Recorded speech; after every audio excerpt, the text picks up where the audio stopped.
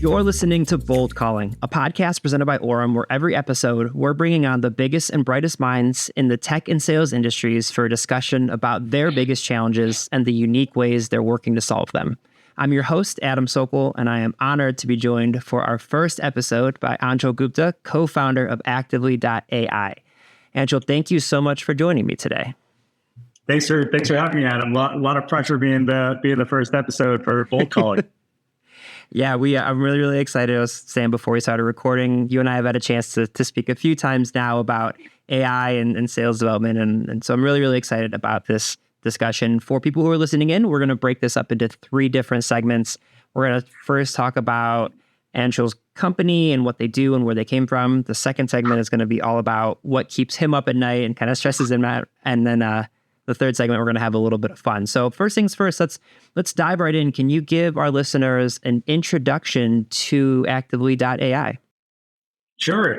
Maybe before that, I can just quick background on myself. I'm Anshul, one of the co-founders of Actively. As you mentioned, my background's actually not in sales, but sort of in math and computer science. Both me and my co-founder have been involved in AI research since our days at Stanford. We've been kind of in the space and studying and playing around with tooling since GPT-1. And it's been really cool to see even in the last 5-6 years how rapid the progression and the use cases have come since GPT-1, where the models were just only trained on unpublished books, not everything on the web, answering all the different questions that sales reps had never been asked them for. And so in terms of Actively AI, what we are is an AI agent that helps outbound teams increase pipe gen by doing 3 things. We tell sales reps who to target, when to reach out, and what to say. And the problem that we see across every company today is that prospectors, whether SDRs or AEs, they're wasting almost 15, 20 hours a week figuring out, as I mentioned, which account should I be focusing on today? Who are the best people there? Are they still at the company? Have any new ones joined? Were there any prior interactions or conversations with those folks? And ultimately developing a point of view on that account and then crafting that first personalized email.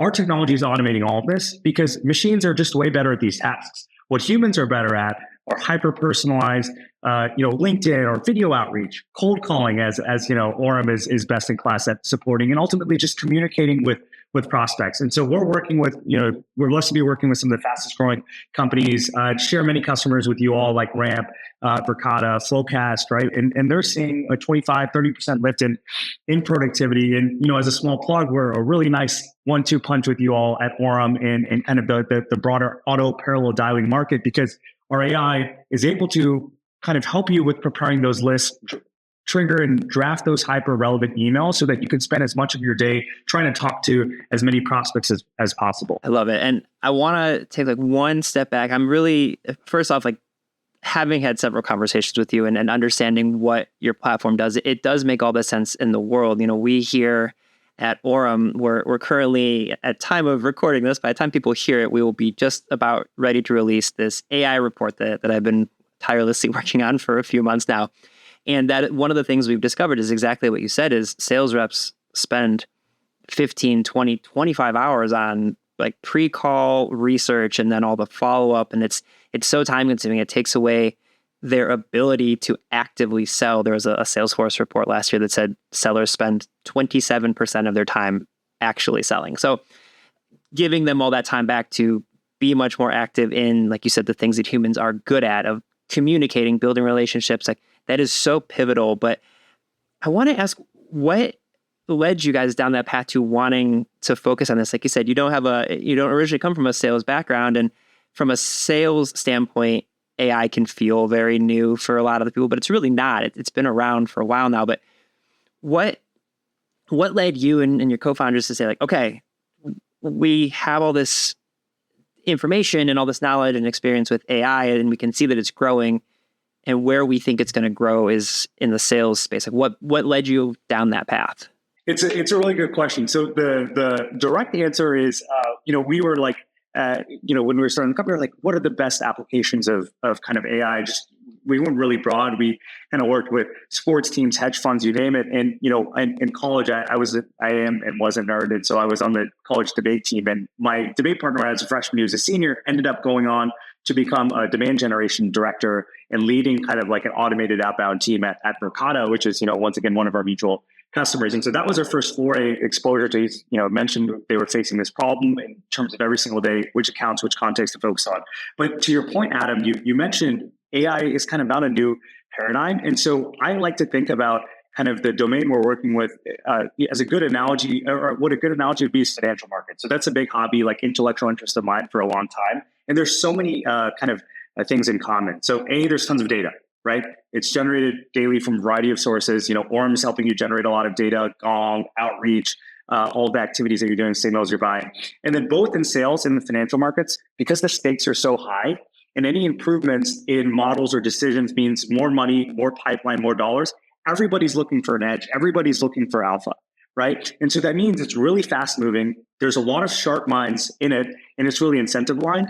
And then the last thing, and you probably see this all the time on LinkedIn, is anytime people find novel ideas or techniques that work really well in our kind of performing well, they become commoditized really, really quickly. And then it actually has the reverse effect of, in finance, they call it arbitraging away kind of your edge or your alpha because of that herd mentality where everyone follows. And so it's this really fast moving dynamic space that's similar to kind of other markets or other practices, and that has the benefit of a lot of data and a lot of unstructured data. So that's why, we were really, really excited about the problem space here. I am, you mentioned being a nerd. One of the things that I am nerdy in is sports and thinking about analytics. Like, I so desperately am fighting the urge to go down a tangent with you about like the analytics of baseball and basketball, and like people understanding now that like 3-pointers are inherently more valuable than 2-pointers. And so now teams are shooting like 40 and 50 of them a game. And like from baseball standpoint, like launch angle, and people being like, we'll sacrifice strikeouts because home runs are more valuable. And as soon as everyone starts doing that,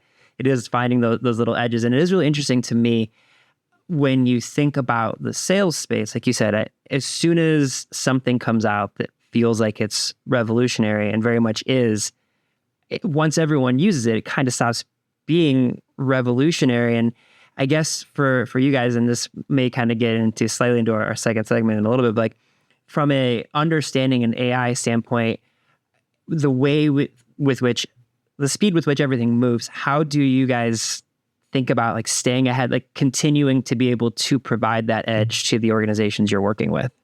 It's a great question, and it often comes up in conversations. I love using this example because I think it shows how quickly the edge gets eliminated. So a big topic right now in the sales space is sort of AI email personalization, right? And one of the kind of innovations that people have been working on is using different tools that can help you like personalize the first slide at scale and send it out, right? And in the first couple of times, like I would get emails saying, hey, Anshul, I saw you grew up in Atlanta. I saw you live in NYC. I saw you went to Stanford. Or Adam, hey, I saw you live in Cleveland. How about the Cavaliers? And the first couple of times I actually replied to all those emails because I'm like, oh, wow, someone took their time to do the research for me. But now, I tell prospects, I'm like, or some of our customers, like, just go to your spam, search which university you went to. Right. And you're gonna see so many different emails of people saying, oh my God, congrats on, did you ever visit this restaurant near XYZ campus? And so that's sort of the kind of example I like giving, because the first couple of times it's dope. And now it's just laziness at scale, right? Effectively being applied. And so to the heart of your question, it's like, where's there opportunity, or how do you think about it? Backing out, like I think the opportunity to me, of course, the technology shift, like I'm not going to tell you anything new about how cool, GPT, AI, all those developments are. But I think the really cool thing that you and I and some of your colleagues have talked about is the mindset shift that's actually happening, right? And so right now we're so used to like really awesome sophistication using consumer apps or in our personal lives, right? We're like, our TikTok, Instagram feeds are hyper optimized. We're getting crazy relevant ad recommendations. You can have AI agents that are like booking restaurant reservations or plane tickets for you, right? But there's always been a lag in delta in sophistication in the enterprise world, right?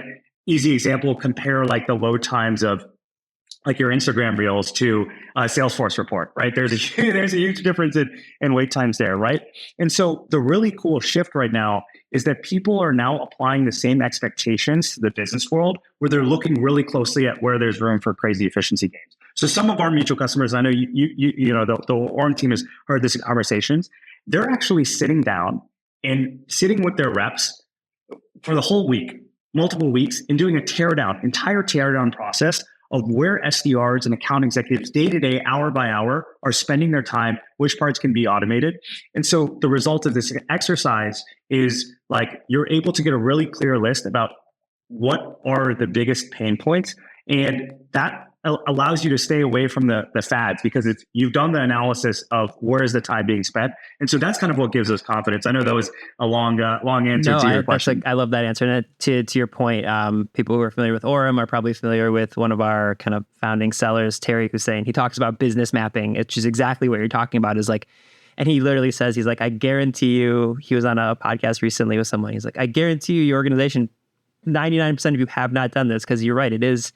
I'm really proud of the customer success and account executives we have here because they do sit down with our customers and do this business mapping because it does take a long time. Like I've been on customer visits where we spent multiple days just sitting with reps and it can feel a little bit awkward. You're like sitting over their shoulder being like, okay, and now what are you doing?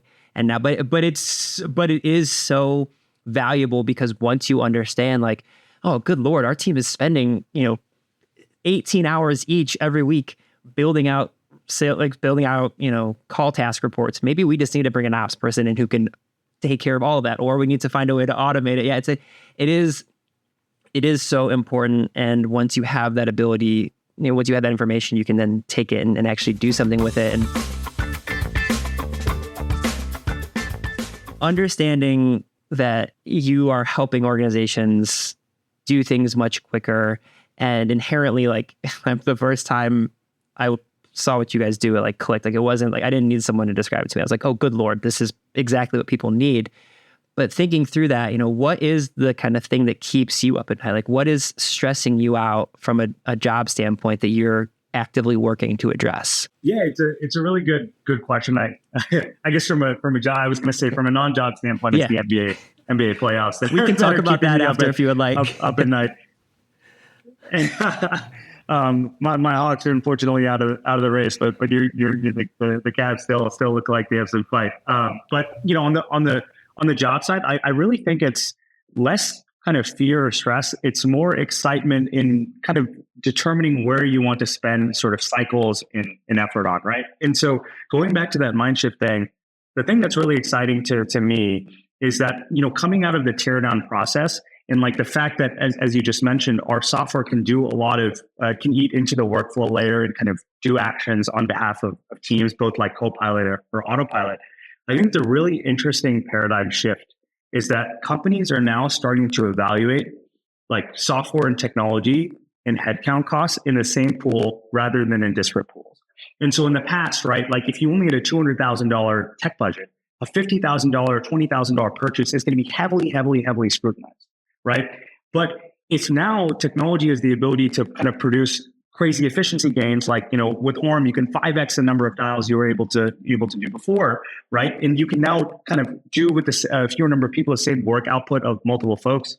The paradigm shift is now such that it's just about what are the total number of kind of costs that you have and what are the pipeline goals you have to drive. And it's less of like, okay, well, we can only allocate this much here and this much there. And so I think that paradigm shift is actually really exciting. But then kind of the question that you ask is, okay, well, with all of this shift in sort of dynamism going on, how do you fit in alongside that picture? And the big challenge that we always are kind of thinking about is, well, what problem do Orem and Actively help solve? We help increase mostly outbound, right? Pipeline generation, drive that more consistently and increase that. But that's an evergreen challenge, right? Because there's so many different ways that you could tackle it. You guys are tackling it one way, we're tackling it in a complementary way, but there's also all these other ways that you can go at that, whether it's investing in third-party signals, making your models better, automation, you name it. And so I think that's the big question, which is where do you spend kind of additional time when you have an evergreen sort of challenge that you're working on solving? And it really comes back to what we talked about earlier, which is staying really close to the customer and the users and doing that kind of business mapping to understand, what are the problems today and how are they going to evolve when, your technology inevitably makes an effect, right? Or the dynamics of the market change. And so that's the big one for me. I'm sure it's probably a similar one for Yeah, no, Warren it's too. really interesting. So because of the first episode, I can kind of expound a little bit on my own background because people won't have known it yet. I've been in content marketing for 15 years, and one of my first CEOs came from a PR standpoint, and he would always talk to me when we were building out a piece of content. You talk about triage. He'd be like, "Yeah, it's like, yeah, I'm doing, for people who are listening to the podcast, I'm making like the reverse triangle." And he's always like, the very top of the funnel, give me the most important information, and then like narrow it down because realistically, people are going to stop paying attention. And in theory, that works. It's triage, understanding what's most important to people. But to kind of what you're saying, and like the same thing, it's true. I think in like any aspect of the role, like for me, creating content for Orem, I'm one of the only people who do that. So in theory, I'm like, okay, let's focus on the most important things. But the most important things change so quickly in this space.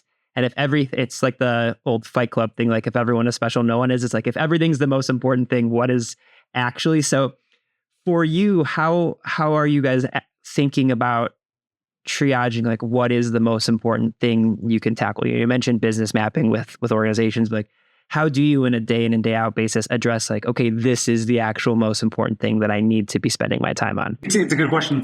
I don't necessarily think we do the best job. And we have a blessing and curse of basically having what I would, humbly say is a pretty OP engineering team. So we can basically build anything, save for maybe AGI. We probably need some more dollars and more resources to build that out. But I think it's definitely a challenge. Our approach has been partner up with companies that are living in the future, right? Companies that are growing, the fastest growing companies that want to grow even faster, but not in the scenario of just throwing a bunch of dollars and humans at the problem, but in terms of being, if they need to do that, they will do it, right? But being really smart, efficient, and targeted about it. And that's kind of the big paradigm that like we've seen, taken inspiration from other kind of iconic B2B companies is work with customers or prospects, clients that are living in the future and figure out like ultimately what their viewpoint is, how that aligns with yours, how you can shape it. And then the rest of the market will follow. As you know, there's like the classic innovation adoption curve. And so companies like Ramp that we're working with, like Verkada that we're working with, they're of course, trying to optimize a unit of their SDRs times or their AEs times as much as they can. But then they're also investing at the same time in like automated outbound or tools or software or technologies that can kind of really operate in headless fashions at scale. And so because they have the blessing of, doing hundreds of millions in revenue and they have a lot of resources, they can invest in those kinds of approaches. And so how do you bring that to the broader market? And so that's there's no like, okay, this problem is like the one that, or this specific aspect of that, of the 40 hours a week is what we want to, automate. We want to be pretty kind of broadly open-minded, but just really making sure that we're spending as much time as possible with these companies that are living in the future.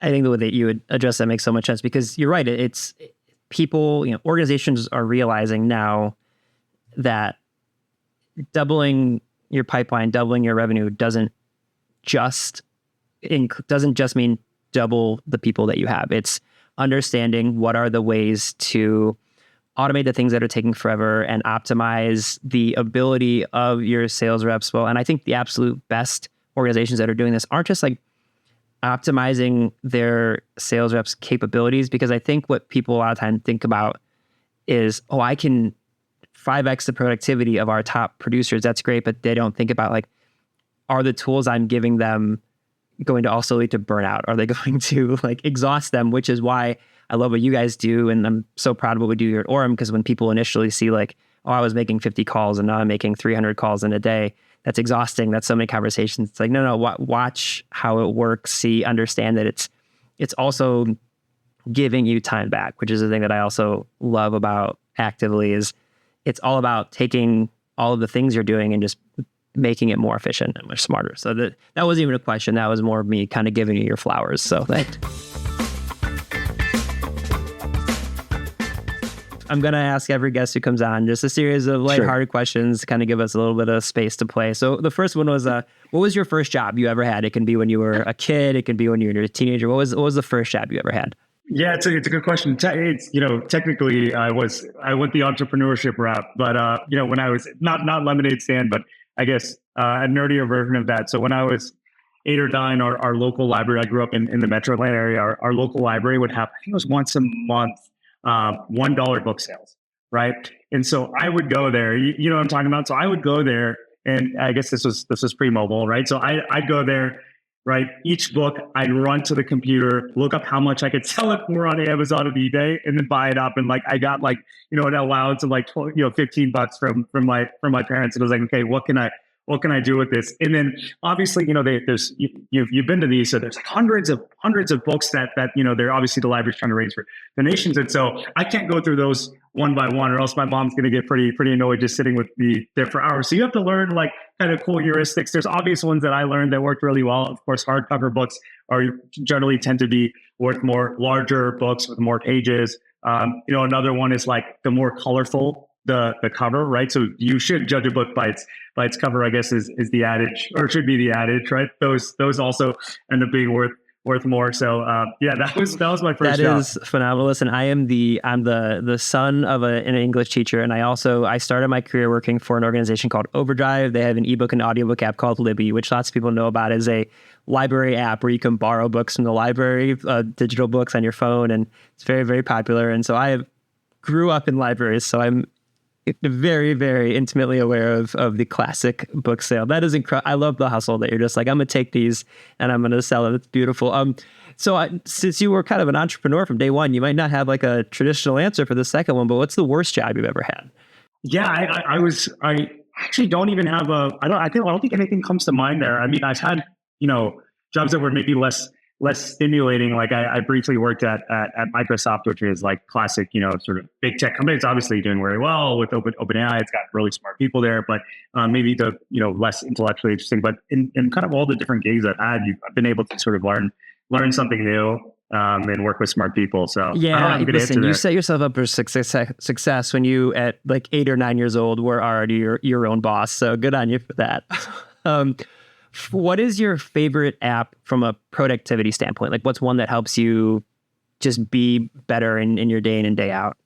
So this is, I've had some friends ask me, this is like a counterintuitive answer, but Blitz Chess on chess.com actually makes me more productive.